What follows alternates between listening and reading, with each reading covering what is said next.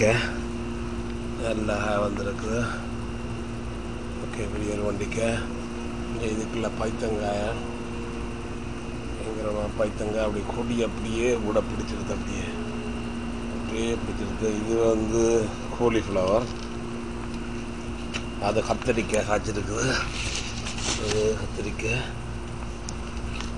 பைத்தங்காய் கிடக்குது. இது ஓகே, இங்கே பச்சை மிளகாய் வருது. மிளகாய் இது அந்த ஊரில் சொல்கிற மாலை மிரிசு அந்த மிளகாய். ஓகே, கத்திரிக்காய் தெரியுதாங்க.